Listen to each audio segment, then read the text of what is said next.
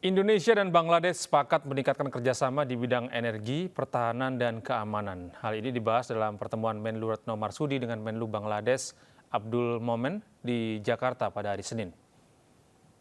Launch of commemorative stamp. This stamp is specially produced. Meski bukan anggota ASEAN, namun Bangladesh adalah salah satu mitra ekonomi penting Indonesia di Asia Tenggara. Tahun ini kedua negara merayakan 50 tahun hubungan diplomatik. Menteri Luar Negeri Retno Marsudi mencatat perdagangan Indonesia dan Bangladesh mencapai lebih dari 3 miliar dolar Amerika selama masa pandemi COVID-19 atau meningkat 30%.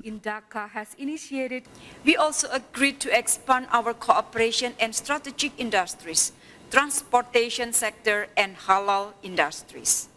On investment, we are committed to bring closer our state-owned enterprises and private sectors. Sementara itu, sektor pertahanan dan keamanan mulai diperhitungkan sebagai kerjasama strategis. Indonesia dalam hal ini akan mendorong perusahaan swasta dan BUMN untuk melebarkan jangkauan bisnis mereka ke Bangladesh. One of the companies, Pertamina Power Indonesia, is ready to support the power generation projects in Bangladesh. With your support, Excellency, we hope to finalize the letter of intent for this cooperation soon. We also agreed to extend our cooperation in energy sector. Aside from economic cooperation, we also discussed approaches to strengthen defense and security cooperation. We agreed to expand cooperation between PT Pindad and the Bangladesh Army. Sementara Menlu Bangladesh Abdul Momen mengaku negaranya berbagi kesamaan nilai dan prinsip dengan Indonesia. Abdul Momen mengapresiasi Indonesia yang bergerak aktif dalam memenuhi kebutuhan kemanusiaan pengungsi Rohingya dan telah bertindak adil. Sedikitnya terdapat 1,1 juta warga Rohingya saat ini yang ditampung sementara di kamp-kamp pengungsian di Bangladesh. Myanmar is our neighbor, they are our friends. We have been supportive of Myanmar for years as our neighbor, and Myanmar agreed to take them back. Myanmar also agreed to provide safety and security, and also they agreed to create conducive environment for their safe and dignified return. Unfortunately, none has gone over the last 5 years. So we have requested Her Excellency to take some proactive actions on this, and my reading is, if she's such a dynamic leader, if she takes some initiative, hopefully we will have a very peaceful resolution. Indonesia dan Bangladesh sepakat untuk melanjutkan bantuan kemanusiaan mereka kepada pengungsi Rohingya dan mendorong transformasi demokrasi pasca kudeta militer di Myanmar. Dari Jakarta, Wela Syarlita, iNews melaporkan. Kita beralih ke informasi lain, pemirsa. PT MNC Digital Entertainment Tbk dengan kode bursa MSIN telah bertransformasi menjadi grup hiburan digital terbesar dan terintegrasi di Indonesia. Korporasi berkomitmen terus mengembangkan kualitas aplikasi dan konten digital untuk menembus pasar global seiring dengan jangkauan internet yang tidak terbatas.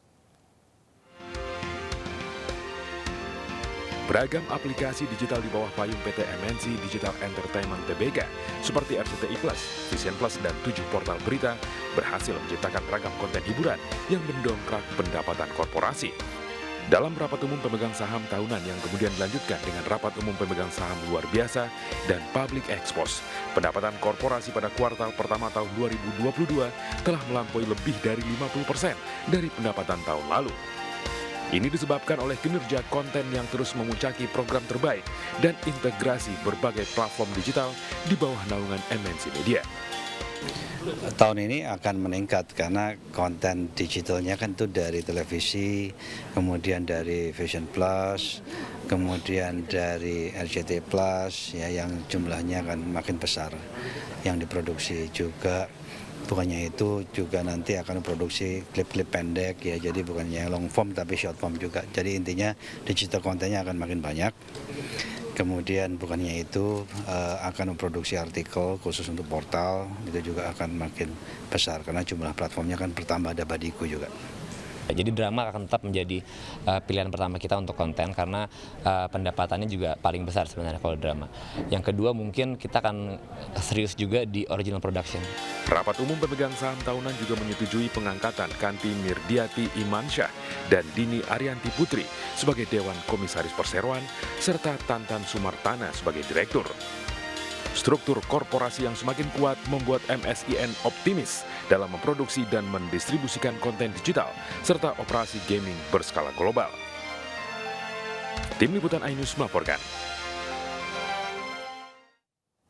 Manchester United melanjutkan tren kemenangannya di pramusim dengan kemenangan melawan Crystal Palace. iNews Pagi akan segera kembali.